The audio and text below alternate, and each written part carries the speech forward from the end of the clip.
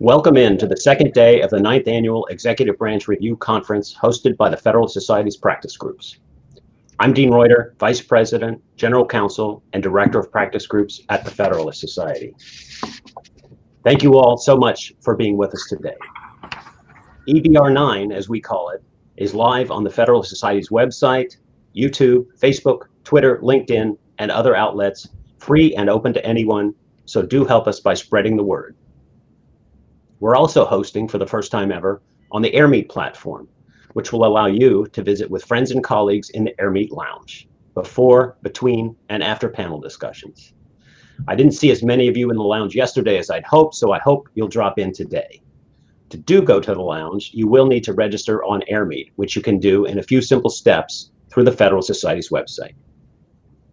In other Federalist Society news, look for a series of weekly teleforum calls beginning June 11th to help launch our Freedom of Thought project. Check the website for details. Turning now to the substance of this week, our first panel today will examine civil rights in the new administration and will be moderated by Ken Marcus.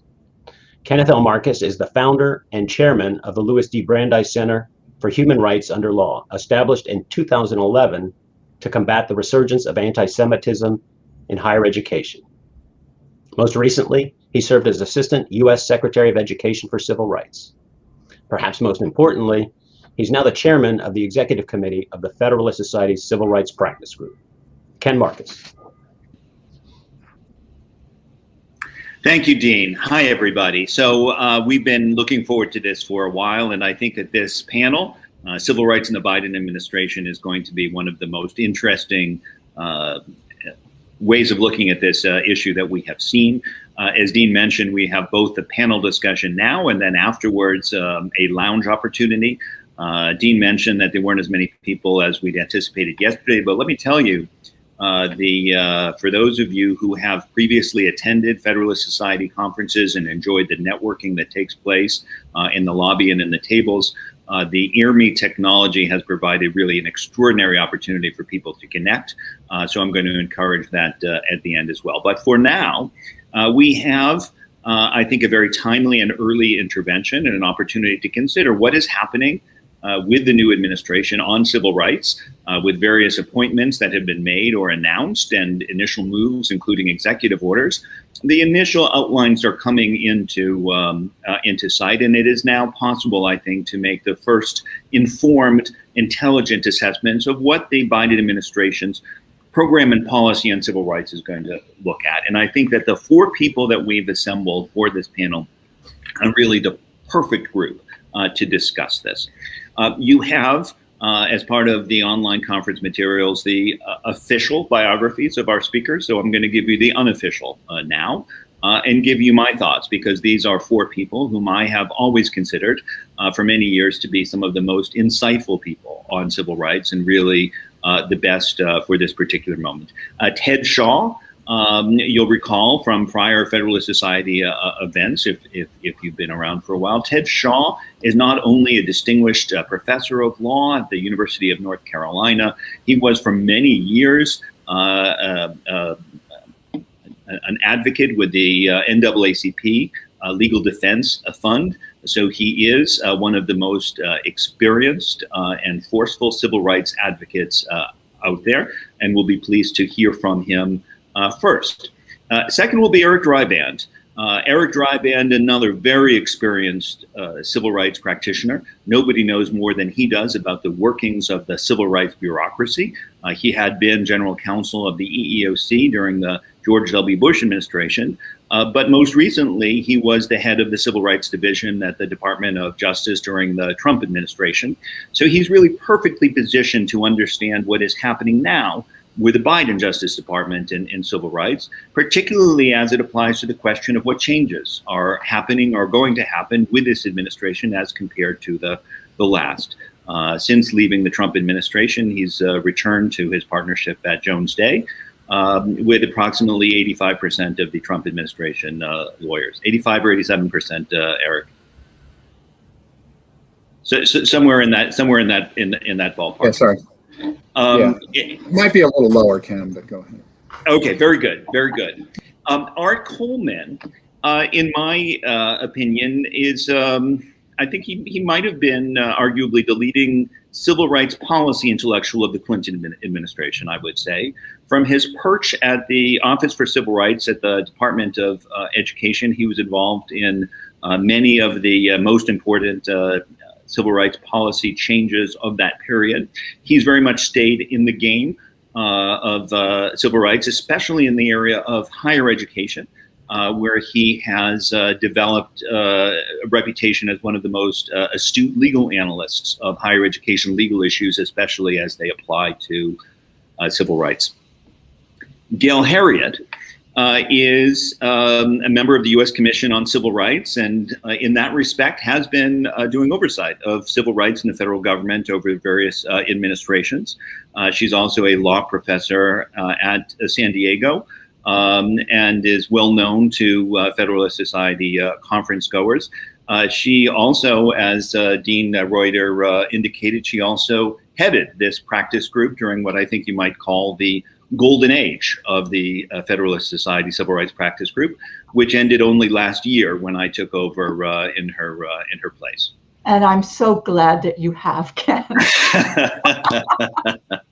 The end of the golden age, but the beginning of a new era. So now we have, as the first conference since I've taken over for Gail, and we have, as I've discussed, 4 great speakers, and I hope some great questions from you. If you, members of the audience, have questions, you will have the opportunity to write them in the Q&A section, or at the end of the presentations, you can raise your hand, as it were, using the function on the right hand of your screen. Raise your hand, and we may be able to call on you. There's also a chat function. That's not so much questions for the speakers, but that's a function in case you want to chat with other members of the audience during this talk. So there you have it, an excellent panel about to start, followed by the lounge period. We will start with Professor Ted Shaw. Well, good morning, and thank you, Ken. I've been with the Federalist Society on many occasions, and I welcome this occasion to engage in dialogue. Sometimes we mix it up, and sometimes it's a pretty staid conversation. But either way, I welcome the opportunity to be with you all again. I think I have 5 to 8 minutes, and so I'll try to stick with that. My dear friend and colleague, Art Coleman, will be surprised if I do that, but I'll do the best that I can. Obviously, with the initiation of the Biden administration, things at justice have changed and will continue to change. And I want to just talk a little bit about that and talk about not only some of the personnel changes, but also some of the substantive issues and what we're likely to see coming down the pike. So in the first instance, obviously, with a new Attorney General, and of course, he's well known to all of us, given his history, the Oklahoma City bombing prosecution. But just as importantly, he was a nominee to the United States Supreme Court, of course, Merrick Garland, no stranger. And under his leadership, the Justice Department has announced a couple of priorities, and they include domestic terrorism. They include the challenges with respect to white supremacists, violence, which included the January 6th insurrection, and that has led to 2,000 charges against individuals who were involved in that incident, as well as 411 defendants. Now, that's not the job of the Civil Rights Division, but the question of white supremacists, that is an issue that falls within the four corners of the work of the Civil Rights Division. And so that's a priority that the Attorney General has announced. As well as hate crimes more generally, we see and we've seen a huge increase in hate crimes across the United States, most recently, and in a very disturbing manner, the only manner that it could be, of course. We've seen a focus of hate crimes against Asian Americans. And that, as well as white supremacist hate crimes, that appears to be the or a focal point of the Civil Rights Division of the Justice Department and the Justice Department more generally. We also have seen a focus, and we'll continue to see a focus on police departments. We all know that in recent times, we've seen terrible uptick in deaths of unarmed African Americans, but not exclusively African Americans, primarily African Americans, at the hands of law enforcement. And so the issue now, or the issues, go to policing. That's not new under this administration. Under more recent administrations, we've seen these issues. Ferguson is one of the places where we saw that violence, but also in Minneapolis and in Louisville, Kentucky, and many other places where police departments have been involved in shootings and in the deaths of unarmed African American men and women. So that's a priority of this administration, and more specifically, police reform, police department reform. There's a lot of conversation now about what to do about police departments, and I should have started off by saying, of course, that right now there's not a confirmed Assistant Attorney General for Civil Rights. Kristen Clark, who is a former NAACP Legal Defense Fund lawyer, as well as a former head of the New York State Attorney General's Civil Rights Unit, and has been most recently and is at the Lawyers Committee, is a nominee of the department. She, like Vanita Gupta, who now has been confirmed to the Justice Department, she is receiving a lot of opposition. Part of her opposition is right-wing conservatives claiming that she wants to defund the police. She says that's not what she said, and certainly not what she meant. But the nomination has been held up until now. My hope is that Kristen Clark, who is an excellent public servant, will be confirmed soon. Voter suppression issues, they've been percolating for quite some time, and in the aftermath again of the insurrection, we're seeing a great deal of action at the state level with respect to proposed legislation that will make it more difficult for individuals to vote. And we could say a whole lot more on that. I think that's going to be a priority. I know it's going to be a priority within the Justice Department under the Biden administration. We're likely to see a lot more litigation to protect the right to vote, although given the decision Shelby County versus Holder in 2013, some of the protections that existed before have been stripped away. So it's more difficult to protect individuals from being discriminated against in the exercise of their right to vote. I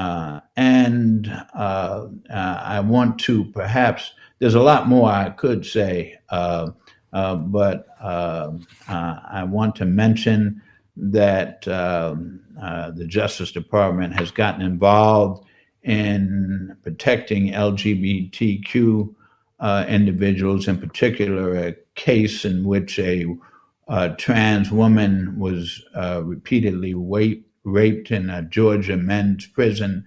I expect we're going to see more of those types of issues percolating up through the Justice Department.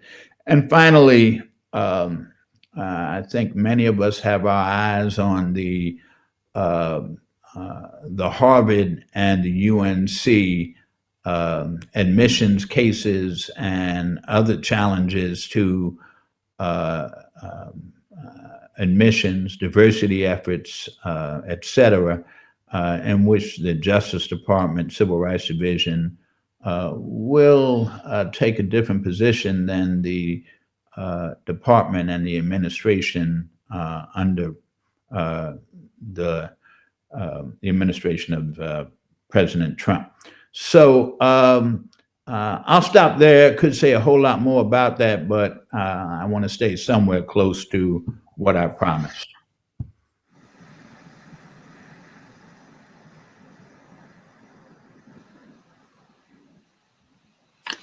Eric Dreiband.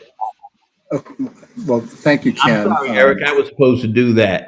Eric Dreiband. That's all right. I wasn't sure. That's okay. Let me start, first of all, by thanking Ken and the Federalist Society and Dean Reuter for inviting me to join this distinguished panel. It's for me, a real honor to participate with Professor Shaw and Professor Heriot and with Art Coleman. I'm delighted to be, and with Ken, who I've known for a long time.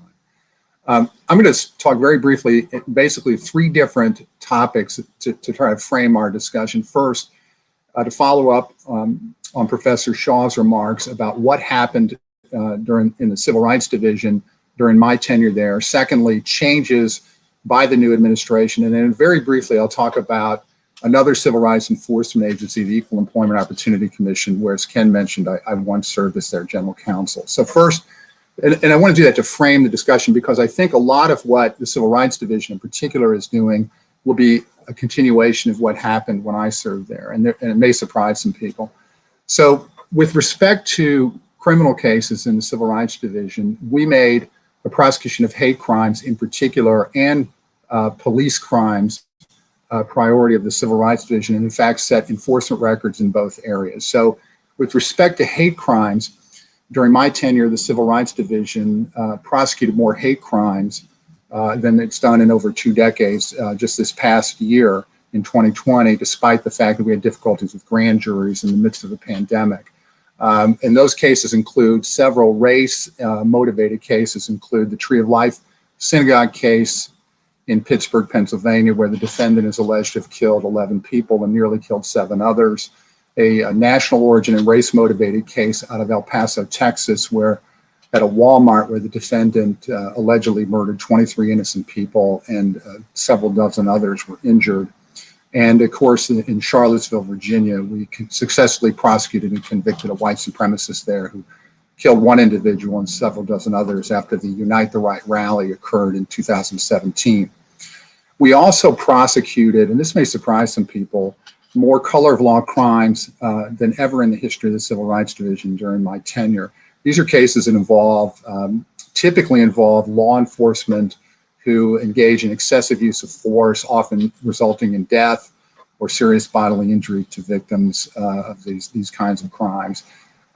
In other areas, sexual harassment, we set records with respect to the Fair Housing Act, sexual harassment in housing. We also prosecuted sexual harassment civil cases involving Title VII of the Civil Rights Act, Title IX of the Education Amendments involving public schools. And then with respect to racial justice, this was something that I stressed as a priority during my tenure. We prosecuted all kinds of cases under the Fair Housing Act with respect to housing, racial steering, lending under the Fair Housing Act and Equal Credit Opportunity Act, race discrimination in voting under the Voting Rights Act, under Title VI of the Civil Rights Act, race discrimination in college admissions, among others. With respect to religious liberty, we had something called the Place to Worship Initiative, where we significantly increased the number of investigations and lawsuits brought on behalf of victims of religious discrimination. Our cases involved Buddhists, Christians, Hindus, Jewish people, Muslims, Native Americans, and many others. And of course, prosecuting anti-Semitic and other kind of religiously motivated hate crimes was a priority of the department and of the Civil Rights Division. Prison reform is something that we did all around the country, including filing suit against the cases pending now against the state of Alabama for guard on prisoner and prisoner on prisoner excessive force. We prosecuted civilly state prisons for sexual abuse of female prisoners and juvenile justice systems to keep youth safe. We also prosecuted civilly cases that involved immigration discrimination, including our Protecting U.S. Workers initiative. This was something involving employers that have used temporary foreign visa programs by discriminating against U.S. workers. We increased significantly our human trafficking prosecution unit by a fairly substantial number. And that was a 3-year plan that remains in place to increase every year the number of prosecutors dedicated to prosecuting sex and labor trafficking cases. And we brought hundreds of those cases during my tenure at the division. On disability rights, we successfully settled cases involving the state of West Virginia, involving children throughout the state, Amtrak involving accessibility of their train stations throughout the country, the state of North Dakota involving individuals with disabilities.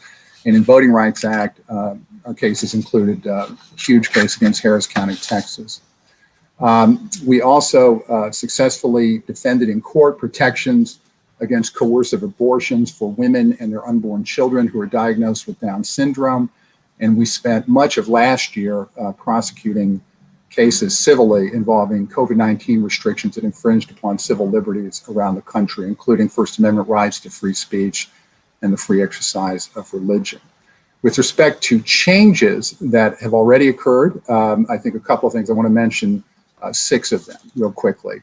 One, the department rescinded a memo issued by Attorney General Sessions involving long-term consent decrees with state and local government institutions, so the internal approval process at Justice will be different than it was during the previous administration.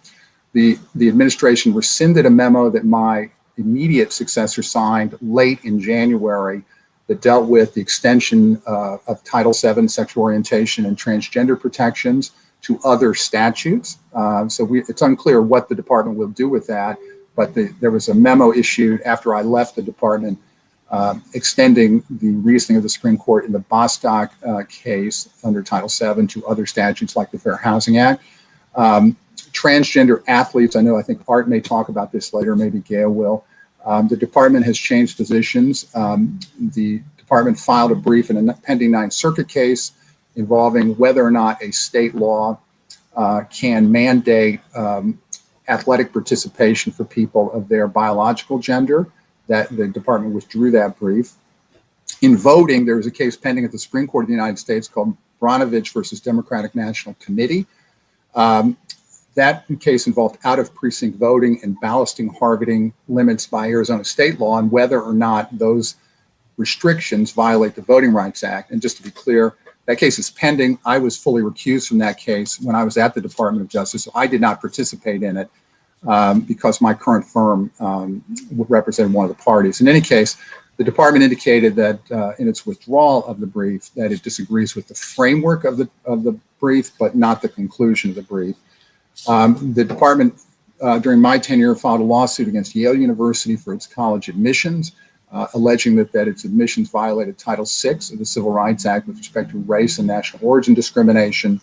The department dismissed that case, and then finally, the final change involves the filings about pandemic-related restrictions. So far, we've not seen any that I'm aware of anyway, similar types of challenges since the new administration took into effect. There will be other changes, and Professor Shaw, I'm sure we'll talk about them as well. At the EEOC, one thing I should mention briefly is there was actually during the 2017 to 2021 period a fairly significant increase in both the number of lawsuits filed and recoveries. So the number of lawsuits went up in that 4-year period by 27%, and the recovery increased by 34% over the prior 4-year term. With respect to policy at that agency, I think remains to be seen, primarily because of the 5 commissioners. It is a bipartisan commission. 3 of those 5 commissioners are Republicans. And the earliest that the commission will change will be in July of 2022, when current Commissioner Janet Dillon's tenure expires, unless President Biden removes her earlier than that or she resigns. We did have an unusual event happen at the EEOC as well, when the general counsel left the agency after President Biden fired her. There have been some other internal operating procedural changes at the EEOC. I think the most important for anyone who has a case pending there is that the litigation approval now rests entirely with the commissioners. That is a sea change that it's from the last 25 years or so that anybody who has a pending lawsuit at the EEOC can go directly to commissioners now, as opposed to the authority that the general counsel had. So I'll leave it there for now and look forward to a spirited discussion. So from me, I think, Art, I'll turn it over to you.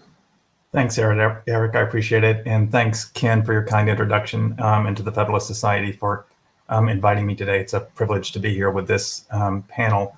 I'm going to pivot pretty quickly to Department of Education issues, and in particular focus on Title IX, which prohibits the discrimination based on sex for within any institution that's a recipient of federal funds.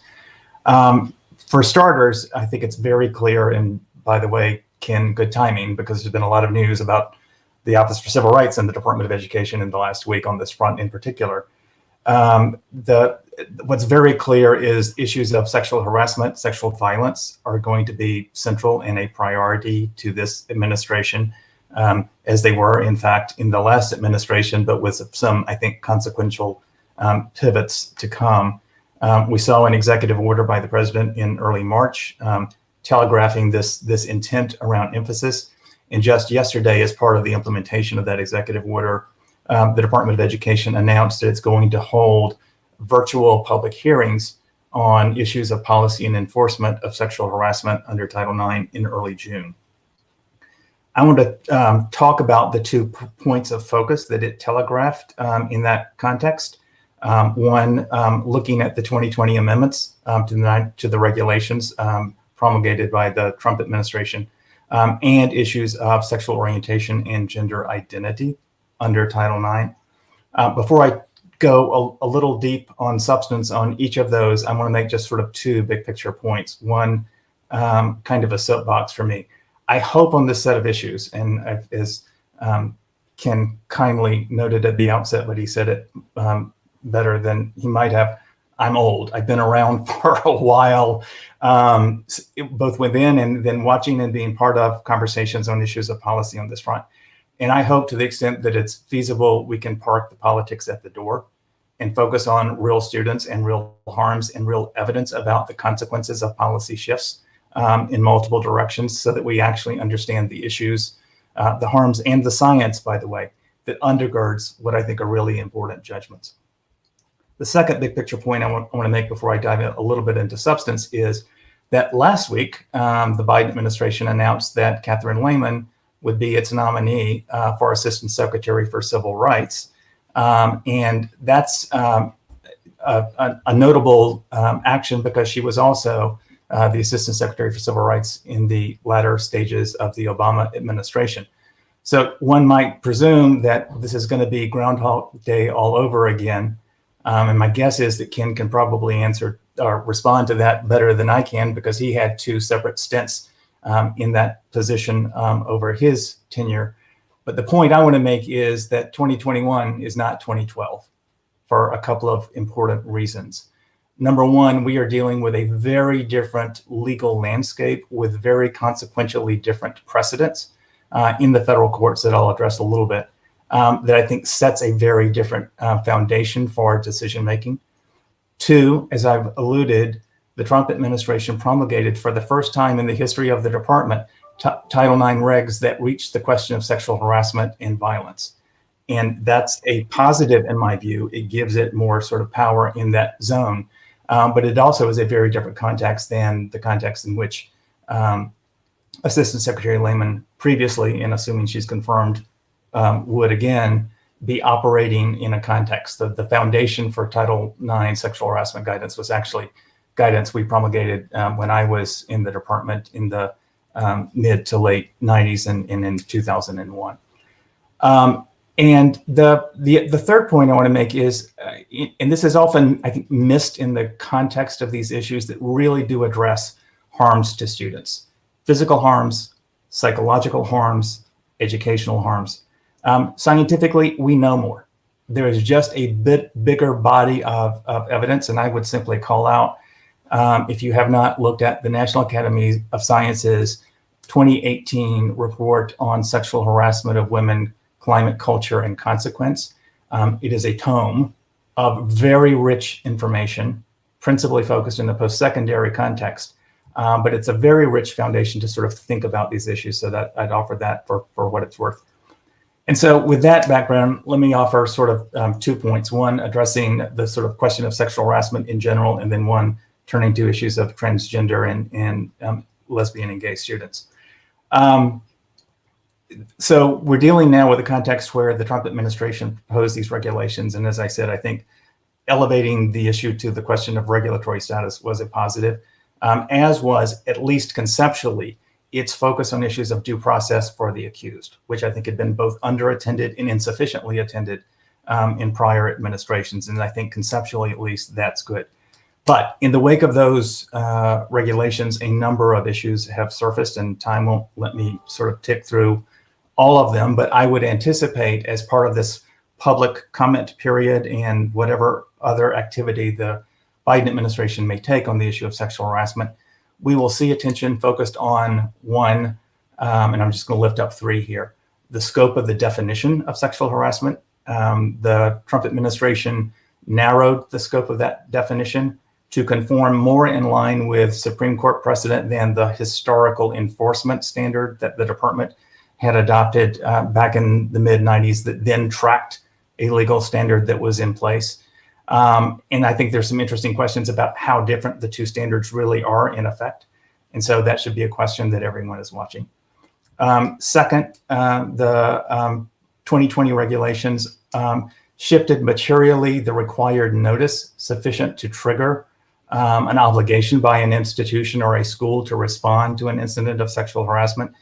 In very simplistic terms, the standard is now actual knowledge by a Title IX coordinator or an official with a specific authority, when before it was whether a responsible employee, whether they were in an official position or not, it could have been a professor or a teacher, knew or should have known about that harassment. So there's a big gap there in that, and I would expect that to be an issue. And then third, the issue that I raised that I think is both consequential and complex, and I often find that the headlines on the right and left of this issue at the extremes tend to get it wrong, because there's a lot of nuance and there's a lot of context here. But getting to the question of due process for the accused and ensuring that there are appropriate protections while ensuring full enforcement of Title IX to protect those who have been victims or alleged victims of harm. And I would just say there's a real question in my mind about the way the regulations may have removed important discretion for institutions and schools to address some of these issues, particularly at the post-secondary level. where institutions attempting to do the right thing might want to really invest in community building and restorative practices. And some of the requirements that are mechanical or more detailed and put it more in a very sort of legalistic frame may undercut that effort. And so I think that's going to be a challenge. To shift quickly to the issue of LGBTQ plus rights, building on my theme about Groundhog Day all over again, and this not being that because of context, what's very different in 2021 than in 2008 or 2012 is that we now have 5 or 6, by my last count, federal circuit court decisions in what is an unbroken string of cases since I think around 2015 or 2016 that have ruled in favor of inclusive policies for transgender students, sometimes in support of district policies challenged by opponents, and sometimes against districts that had restrictive policies deemed discriminatory. And that's a very different landscape than the Obama administration faced when it first issued Dear Colleague letters, where it was really sort of the front end of the ski, if you will, on that front. That collection of cases is further bolstered by the decision in, Eric mentioned earlier, the Bostock versus Clayton County decision of last term that recognized that discrimination, quote unquote, because of sex under Title VII included protections for LGBTQ individual employees. And the question is now, what's the implication there for Title IX? I would simply call out, for decades, the courts have considered the because of sex standard under Title VII to be the functional equivalent of the on the basis of sex standard for Title IX. Some of the later cases on this front post Bostock have actually recognized that point. But you can see a kind of trajectory there, even though the court was very careful to say, we're not reaching those other questions today on a number of fronts, including some that would implicate fact questions that they could not reach. I will note in the regulatory context, as robust as the Title IX regulations were in the Trump administration, they punted on the question of defining, quote, sex, close quote, in the on the basis of sex context. Did not recognize or incorporate any of those cases that were being decided along the way. So there is a major gap in that regulatory frame, and I would certainly expect the department to address that as it moves forward. So let me stop there and pass the baton to Gail. Hi, Gail. Hi, thank you so much. I know that many people, including some conservatives, voted for Joe Biden because they judged him to be middle of the road, at least from his campaign rhetoric. And, you know, many of our viewers may be among those. But I think it's important to recognize that middle of the road is not what we have been getting so far, at least on the issues that I'm most familiar with. On those issues of race, sex, and ethnicity, I think the Biden administration is leaning heavily to the left. Biden's appointments to major civil rights positions make that clear, but it's the policies, you know, not the personalities that we're talking about right now. Alas, I only have 8 minutes here, so I won't be able to get to everything, but I hope to be able to point out, you know, a few of these. First, on the issue of race preferential university admissions, Biden's Department of Justice withdrew the Trump administration's support for Students for Fair Admissions. That's the group that is suing Harvard for discrimination against Asian Americans. Students for Fair Admissions has a cert petition currently pending in that case against Harvard. I don't think I know for sure anyway whether the Biden administration will affirmatively weigh in on Harvard's side in that case, since those briefs are not yet due. But what we do know for sure is that it has withdrawn support for the Asian American group. Meanwhile, the Biden administration has abandoned a similar lawsuit that had been filed by the Department of Justice during the Trump years, alleging discrimination against Asian Americans by Yale University. Now, the abandonment of Asian Americans at Harvard and Yale, you know, doesn't really surprise me. Democratic administrations have long supported race preferences in university admissions, and that pretty much guarantees discrimination against Asian Americans. On the other hand, the Department of Education's proposal to give funding priority to schools that adopt critical race theory curriculum in history and social science, that did surprise me. That's a real lurch to the left. And so I suppose that's my second example. The Biden administration's proposal explicitly mentions the 1619 Project and it's the curriculum that has been developed surrounding it as the kind of curriculum that they would like to give funding priority to. It's seeking comment on that proposal now, and I hope a lot of people do file comments. I think they might be due tomorrow. What exactly is the 1619 Project curriculum? It is the curriculum that was developed to promote the New York Times' 1619 Project. So if you read the New York Times, you know a lot about that.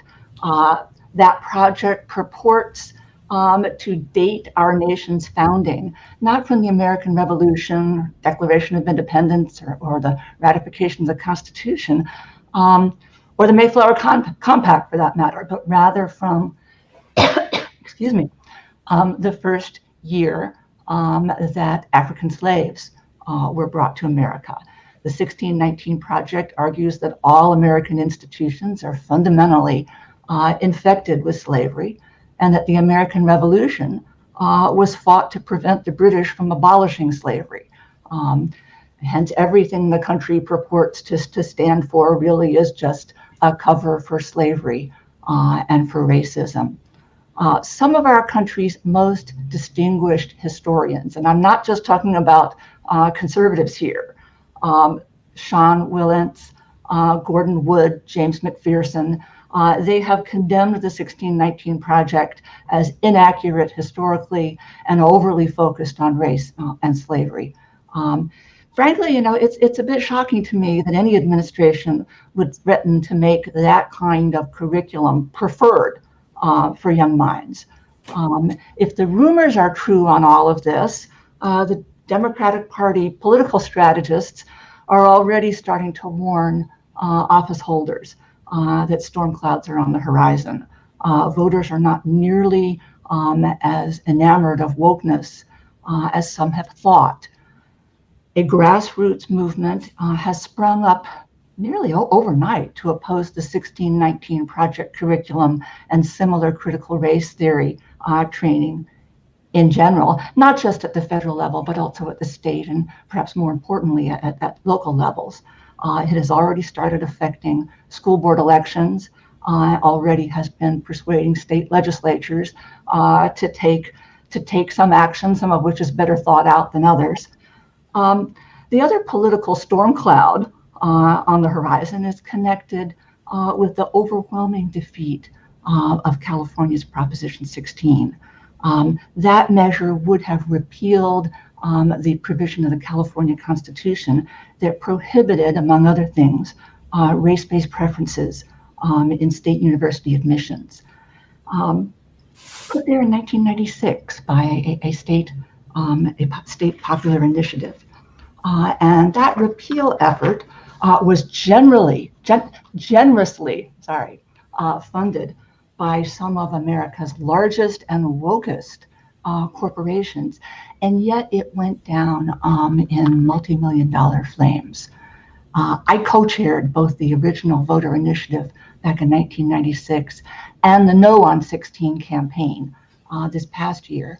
So I suppose that you could say that I have a personal incentive to tell you that Prop 16 was defeated because my colleagues and I are just political geniuses that knew exactly what to say to persuade California voters about an issue that they might not otherwise have taken much account for. But let me tell you something, we are not political geniuses. And what's more, we were outspent by about 16-1. The one and only reason that we won that initiative was that most Californians, even in deep blue California I'm talking about, agreed with us and always have on that issue. Race preferential admissions are very unpopular in polls, especially if the issue is explained so that people know exactly what you're talking about rather than using euphemisms. So that's not new, but what is new is how Asian American voters are utterly energized on this issue, and not just in California now.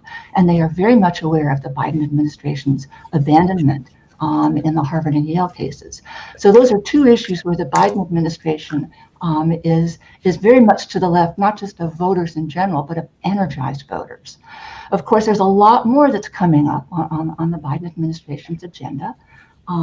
On the issue that's been getting a lot of attention, and I think deservedly so, that is the fate of the Trump administration's efforts to mainly to give due process rights to students accused of Title IX sexual assault.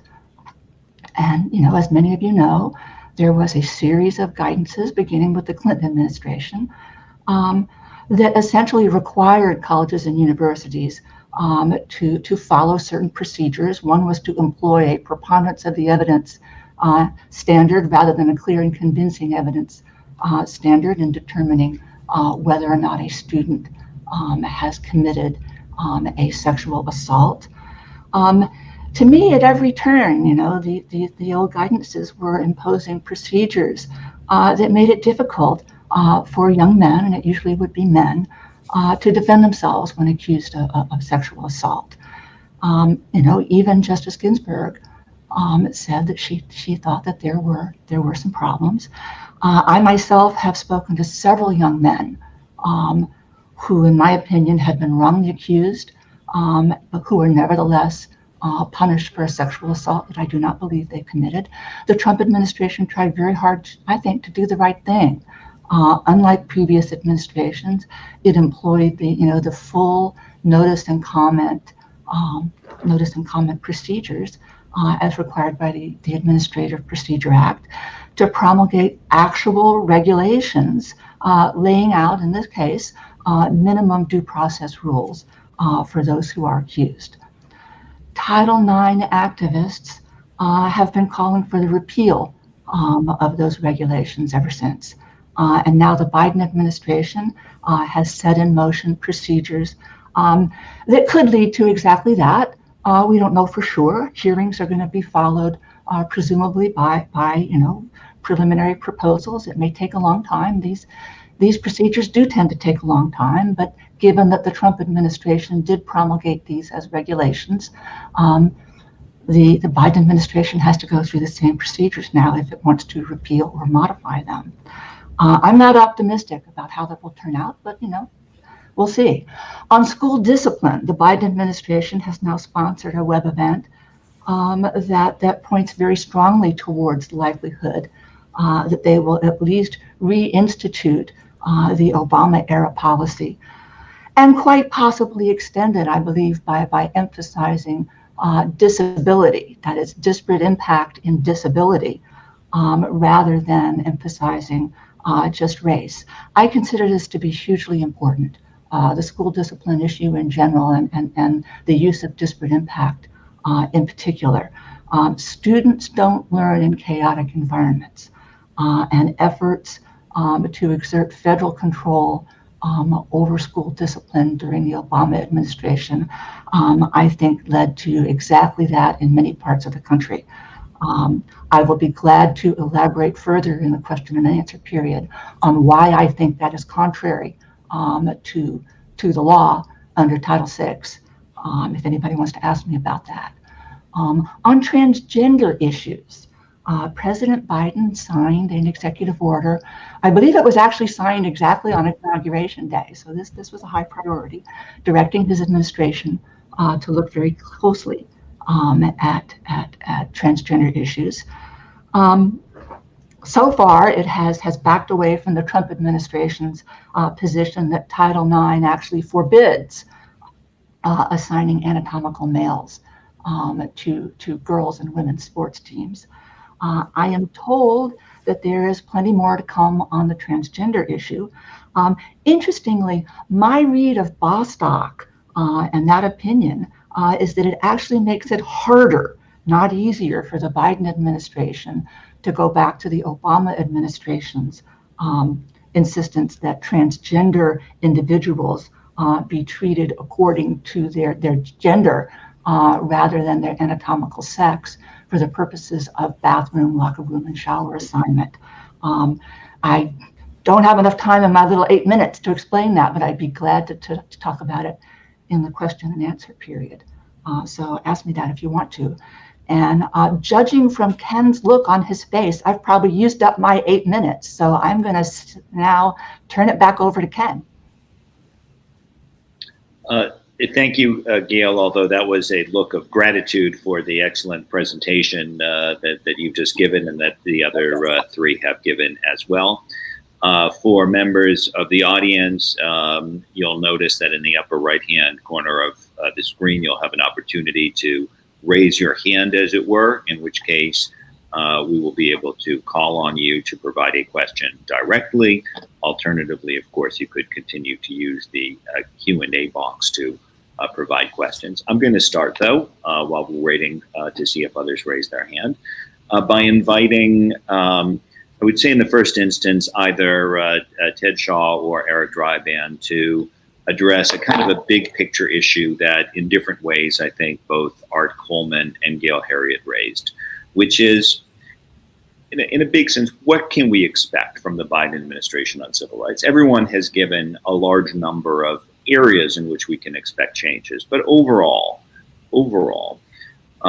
is this going to be an extension of the Obama administration? After all, as Art pointed out, OCR, the Office for Civil Rights of the Department of Education, will likely be headed by the very same person who headed it during the tail end of the Obama administration. And by the way, at the Civil Rights Division, the person who headed that division towards the end of the Obama administration is now overseeing civil rights as the Associate Attorney General. So should we expect essentially more of the same? Or alternatively, should we expect something different, perhaps because, as Art pointed out, the context has changed? There have been legal cases, for instance, that in some ways provide more running room and in other ways might provide more constraints. Or alternatively, because, as Gail pointed out, there might be political issues. On the one hand, there is some language from President Biden suggesting perhaps a more unifying or moderate approach. On the other hand, some tea leaves perhaps suggesting a more radical approach. So what should we, and I know that at least one participant just lost a connection. What should we expect? Is this Obama 3 or is it something else? Eric, can I turn to you since I don't think that you addressed it and since I don't think you've lost network connection? Yeah, I have lost it a few times. So I'll start while we're waiting for Professor Shaw to rejoin.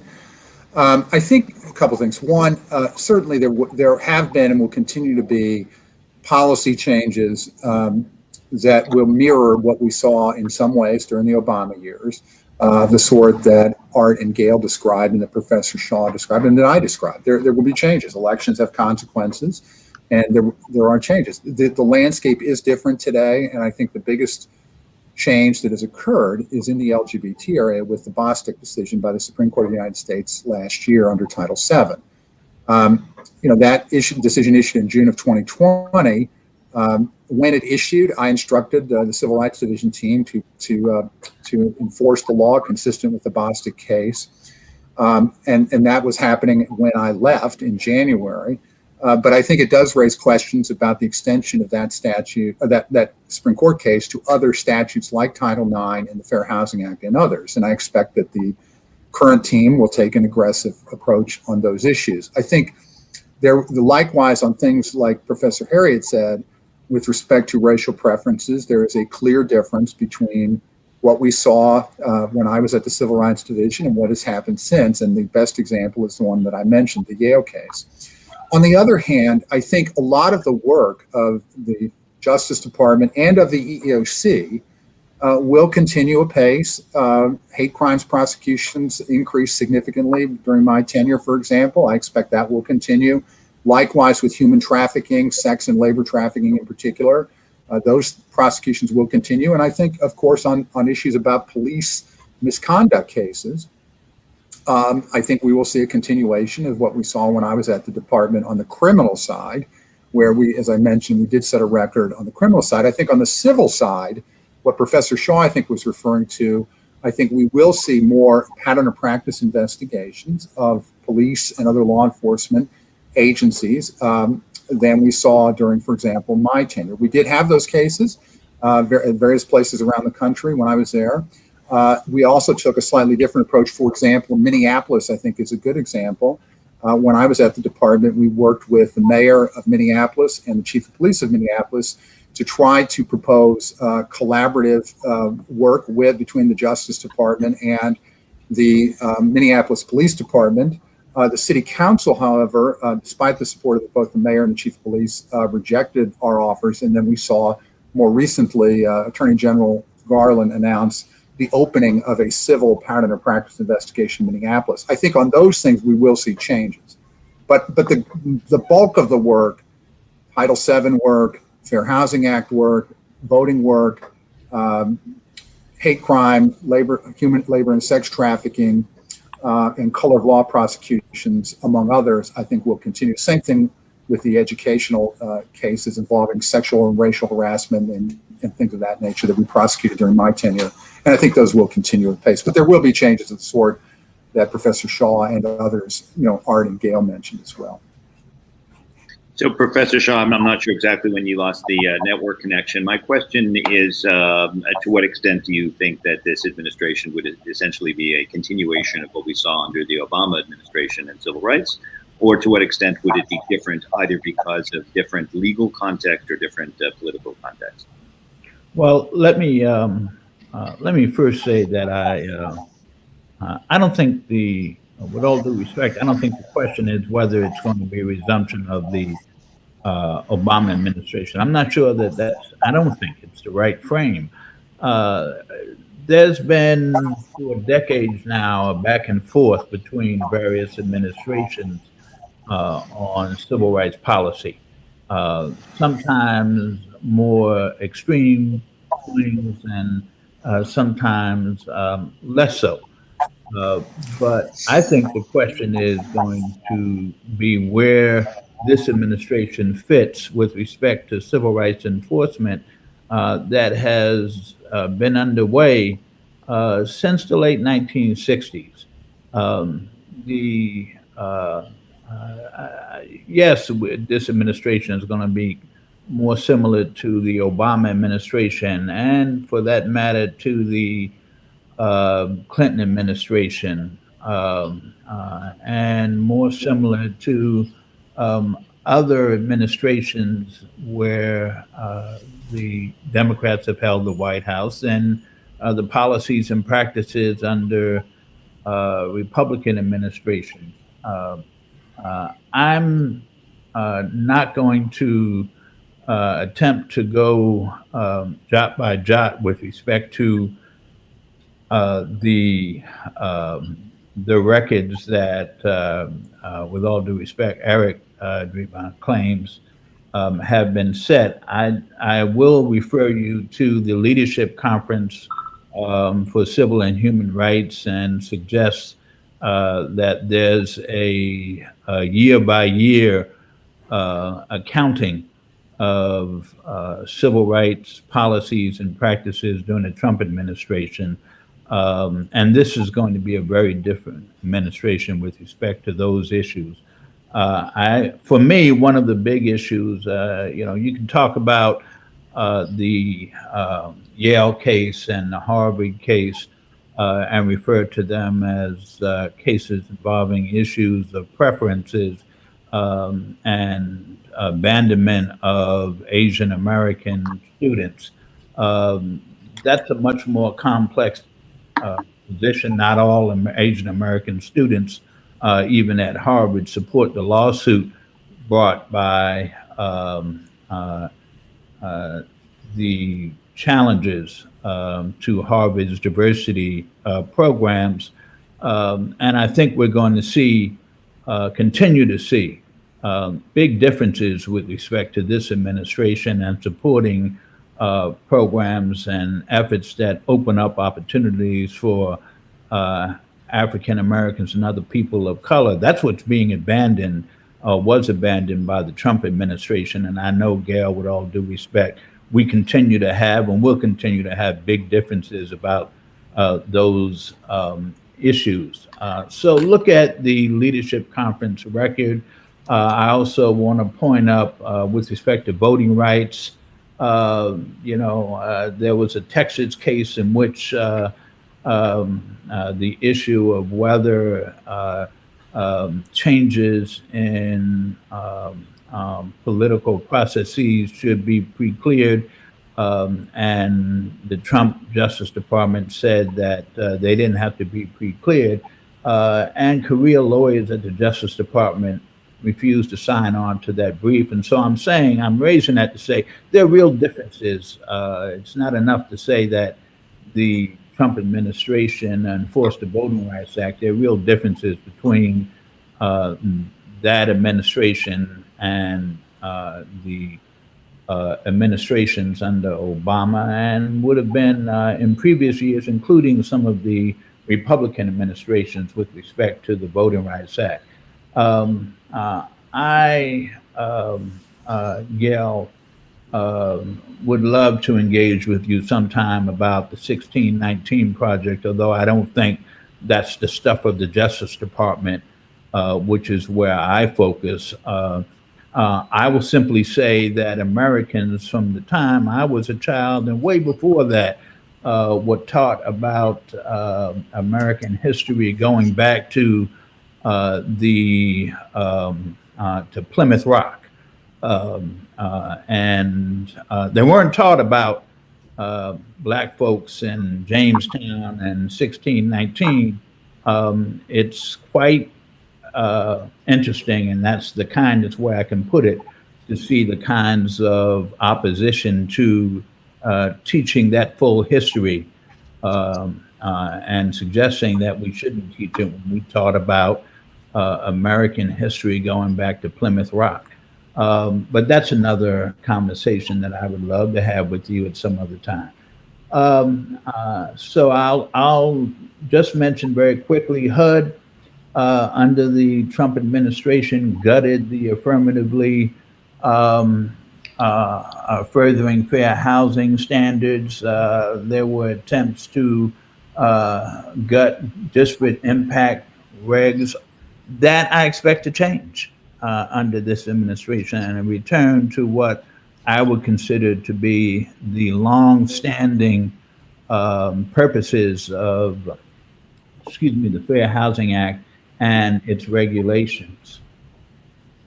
I'll stop there quite arbitrarily. It could say a whole lot more. Very good. Eric, did you want to reply to the portion that referred to the work of the Civil Rights Division during your tenure? Yeah.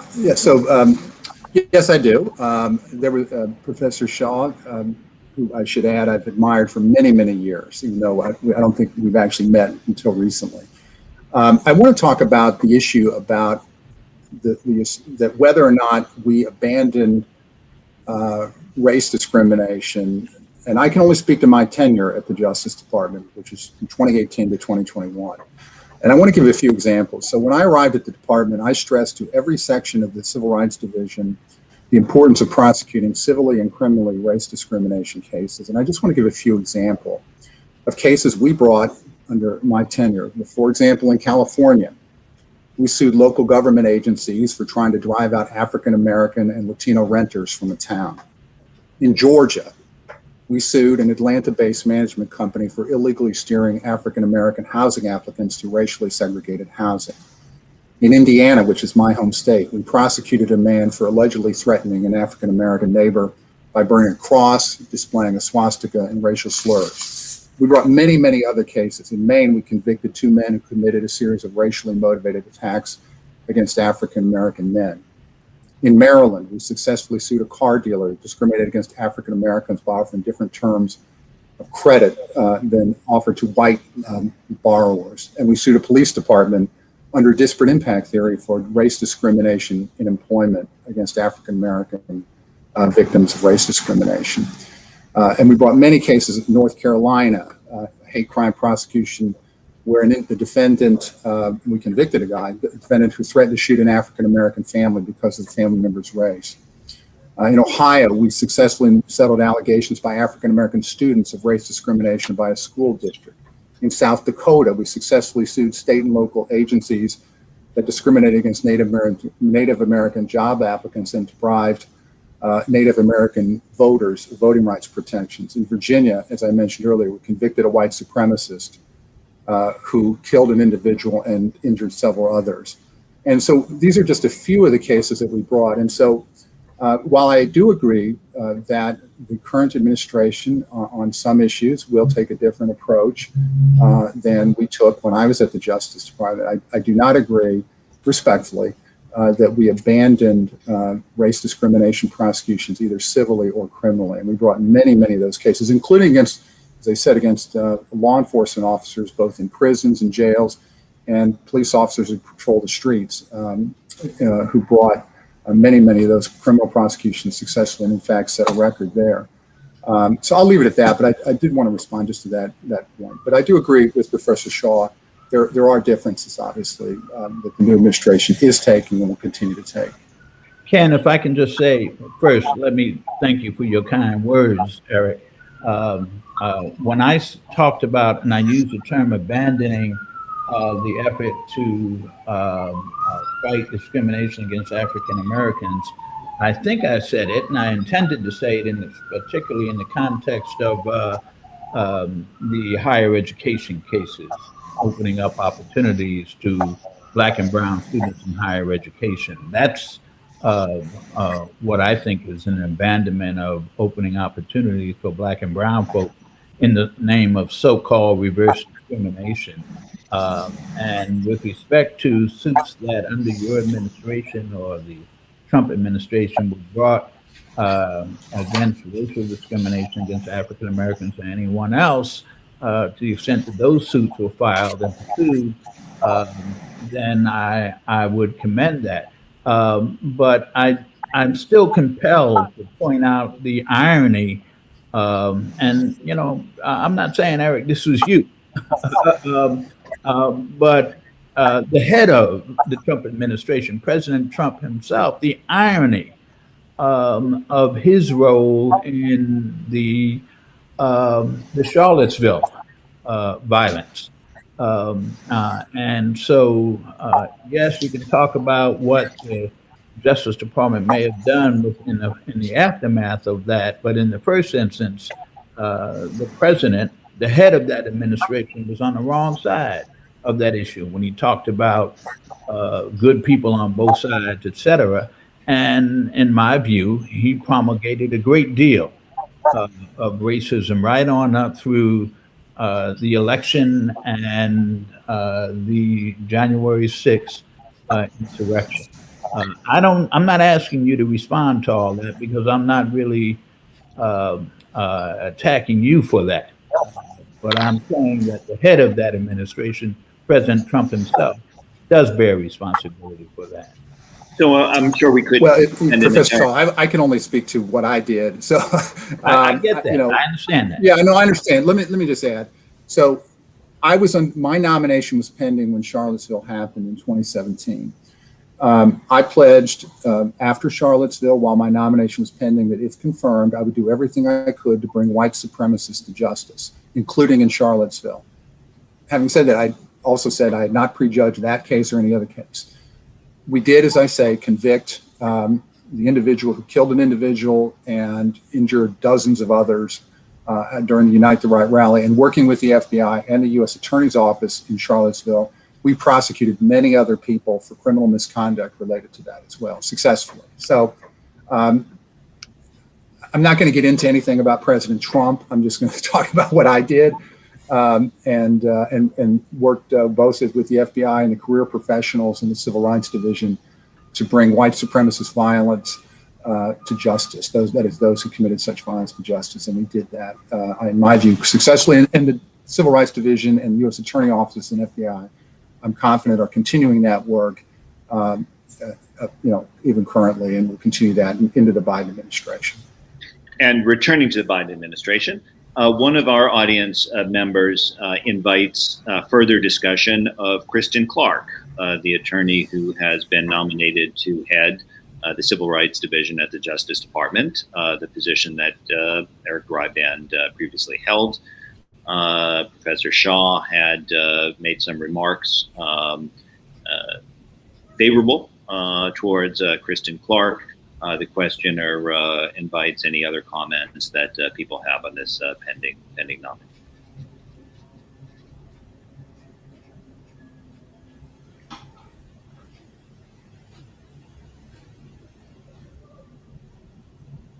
Nobody wants to comment on personalities, I think, including me. Okay, fair enough. Again, for members of the audience who choose to raise their hands, you'll have the opportunity to ask questions directly.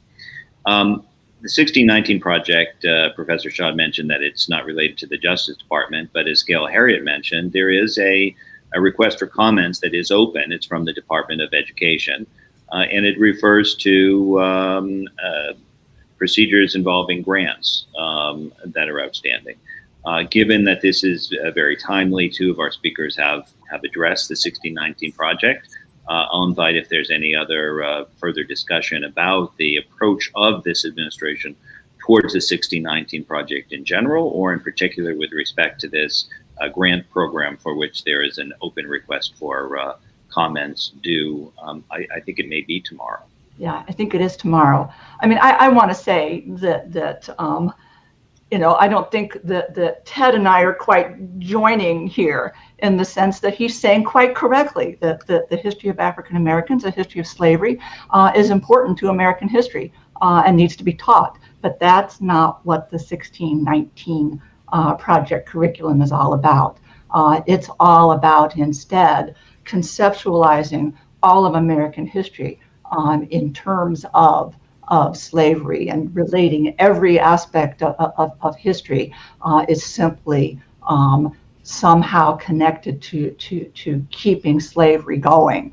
You know, the argument that the American Revolution was inspired, you know, not by a love of freedom, not by a belief that taxation without representation is wrong, but rather as an effort to bolster slavery, a fear that the British government would have abolished slavery. And again, you know, some of the most distinguished historians in the country, and again, they're not conservatives. You know, nobody would say that Sean Wilentz is a conservative. I mean, he's the guy that posed the question, is George W. Bush the worst president in history? And seemed to think there was a case for that.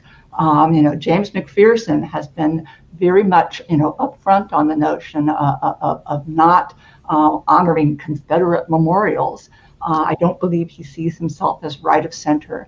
And, you know, they have agreed that this is simply, you know, bad history. This was not the case. This is not you know, it's not an appropriate way, because it's not a truthful way to look at a much more complicated world. You know, it's not, you can't really boil everything down to support for slavery. You know, that is not the only thing that ever happened in American history. And yet that's what the 1619 project says. You know, it's saying that you know, American history really begins at that moment that slaves are first introduced into the colonies. And Ted, I don't know whether they taught about that in your school, but in elementary school they did indeed teach me. The 1619 was the date that the first slaves arrived in Virginia. And, you know, it's not a happy moment in history. It needs to be taught, but it's not the center of all American history. And for the Biden administration to be considering prioritizing that kind of curriculum for students, I think that speaks of a very strong lurch to the left. I don't believe that we're talking about a continuation of the Obama administration. You know, it is a different world now. And that different world includes, you know, a lot of elites quite wedded to the notion of wokeness. I don't think the average American is wedded to that notion, and I don't think it's, I don't think it's a good direction to go into. But it does seem to be what the Department of Education has in mind, at least with that particular program. And so I think it's extremely telling. I hope that many people comment on this, and I hope that the Biden administration is persuaded not to go in that direction. But I don't want to suggest that that's the only area in which the Biden administration, has gone further to the left, I think, than the Obama administration. For one thing, I think on the school discipline issue, there's a lot of interest in the notion of disparate impacts based on disability status.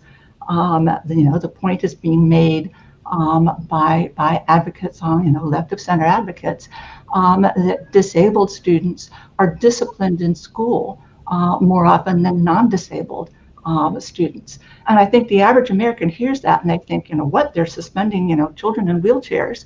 But no, that's not what it's about. What it's about is the fact that some disabilities are diagnosed on the basis of misbehavior. And so when we say that disabled students are disproportionately being disciplined, what we're saying is that for that kind of disabled student, those whose disability is essentially, yes, they misbehave more often than the average student, of course the numbers are going to be higher.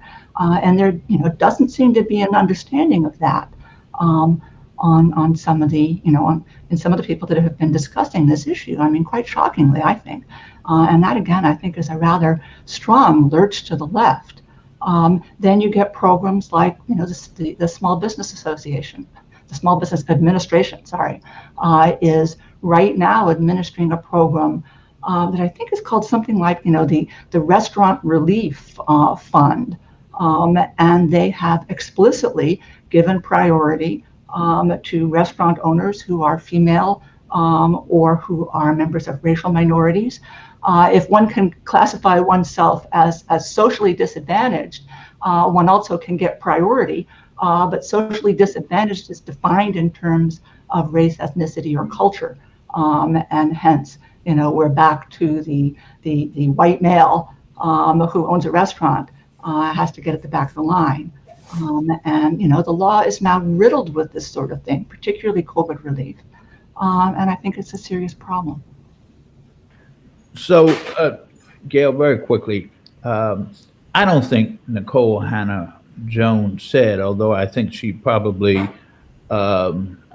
may have tweaked some of the things that she said, but I don't think she claimed that all of American history is only about slavery and that legacy and history. You might want to look at her original version of this. It was very, very strong in that direction. I mean, it takes a lot to get these historians to say, look, this is just wrong, but they were able to do it with this. Yeah, well, that doesn't necessarily mean that the historians, and I read McPherson and I admire his work. I like his work, but I also believe that slavery has been central to the American story. And if you don't agree with that, we can have that conversation. But look, I love this country, but I love it critically. I've said this many times. I love it more often sometimes in spite of what it has been, not always because of what it has been. But the story that has been told in the 1619 or aided in 1619 project is an important and central story to America. And it's very interesting to see the kinds of reactions that people have, how virulent the reaction has been to that telling and that story. So as I said, I'd be happy to take you on this some more. I don't think that slavery has been the entire American story, but for goodness sake, it was the issue over which our country was almost stillborn with respect to the Constitutional Convention. It is the issue over which we fought a civil war. And it's the issue over which we continue to struggle with respect to its legacy even today. And if people don't think that and believe it, that's their right. I disagree. Yeah, but the thing is, I think that we may actually agree a lot more than you realize. It depends on what you mean by central. If by central you mean it's the only thing, then no, I disagree with you. If you mean it's an important thing, then of course I agree with you. But what I'm saying is, you'd be surprised if you look at that 1619 curriculum. It's not a question of this is an important thing in our history. I think everybody agrees on that. I think everybody wants the history of slavery to be taught. They want to talk about these things not just in history class, but in civics class. It's important. But there are limits, and the 1619 project has gone, past those limits. And I think that's why you get, the most important historians in the country saying, this is simply inaccurate history.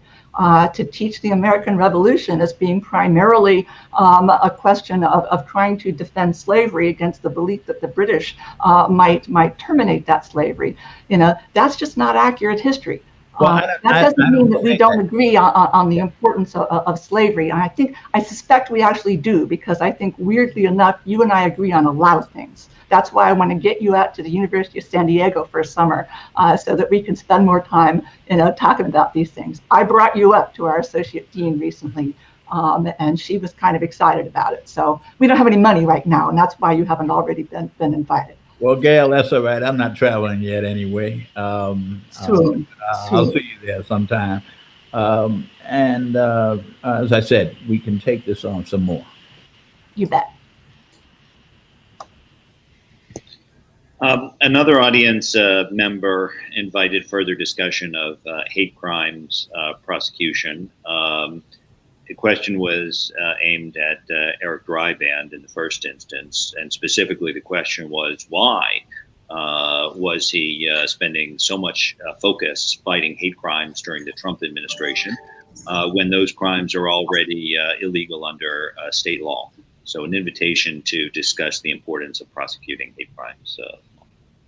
Okay, so both Attorney General Sessions and Attorney General Barr made prosecution of hate crimes a priority. There are multiple federal hate crime laws, and there is a federal interest in prosecuting hate crimes, and those laws reflect.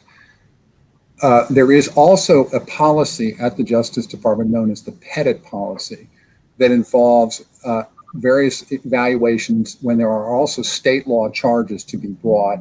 And we often did, and the Justice Department continues to this day, to defer to state criminal prosecutions of particular hate crimes. So there is a judgment call when that happens that the department has engaged in for many years prior to my arrival, when I was at the department, and that continues, where there are times when the department will stand down and defer to state criminal prosecutions of hate crimes. And that's true of other crimes too. It's true of color of law crimes as well, involving police officers and so forth.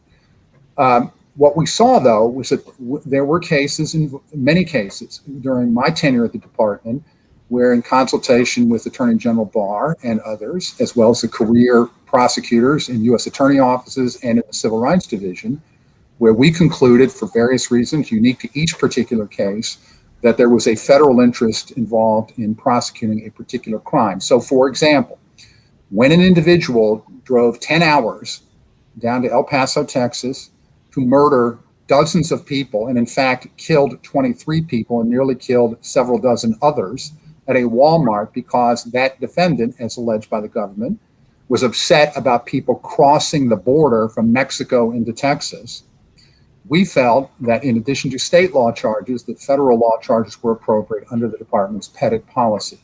And we evaluated each case on its own merit based on the standards that govern each case. Thank you. We have just a few minutes left and no hands up. Do any panelists have any further remarks they would like to make?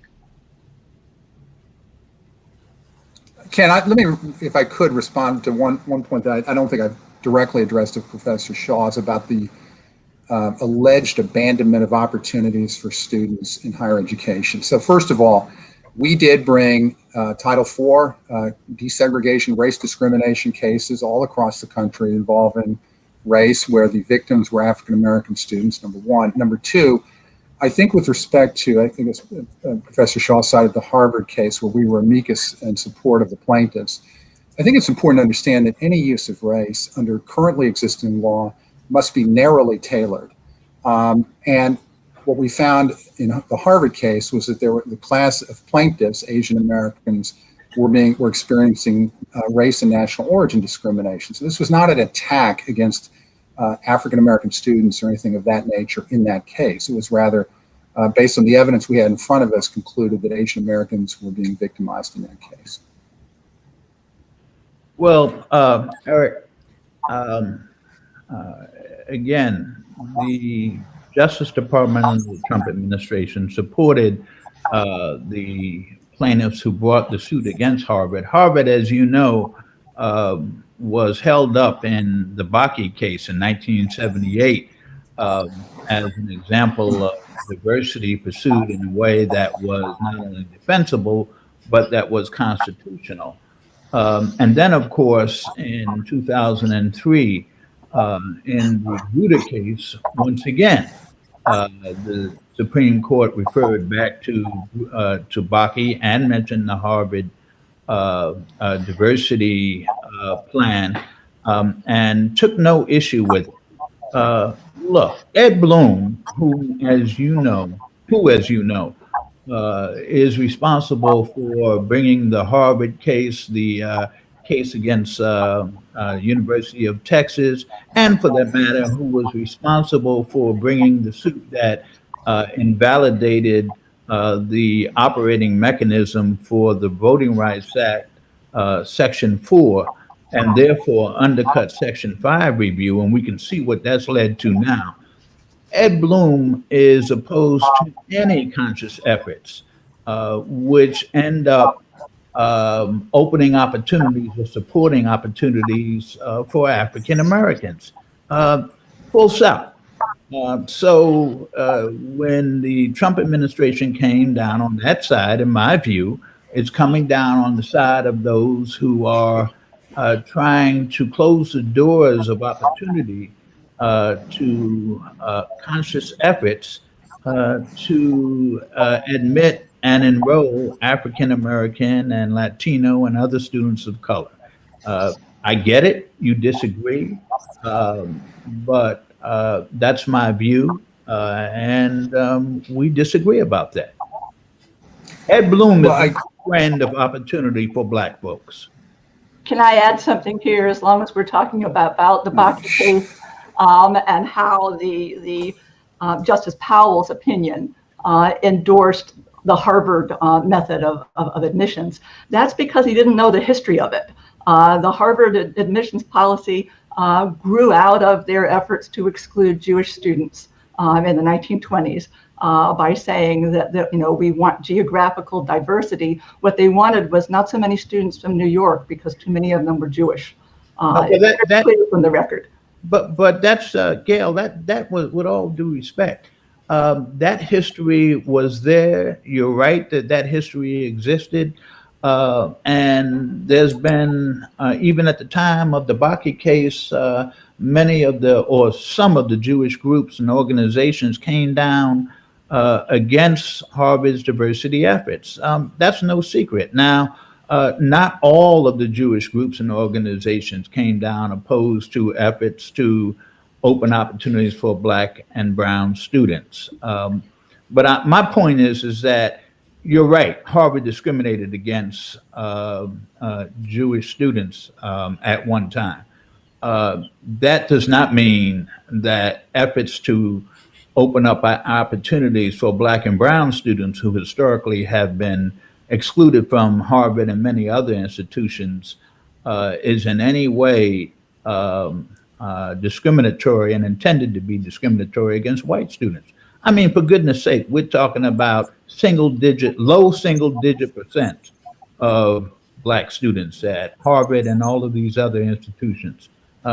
Given our history in this country, we can't stand that. That's discrimination against white folks. That will be the last word, as we are now out of time. In a better world, Edward Bloom would have an opportunity to respond. He's not with us today, but I do appreciate the panelists who have joined us. In a moment, there will be an opportunity to join the lounge, where we have virtual tables. I'm pleased to say that all of the speakers will be joining the lounge for at least a period of time following this event. I've also been asked to mention that the next conference event after the lounge will be a discussion of reputational risk in banking. Is Operation Checkpoint the answer? That program will begin at 1:00 p.m. Eastern Time, but stand by now for the alert directing you to the lounge. Thank you all. Thanks, Ken.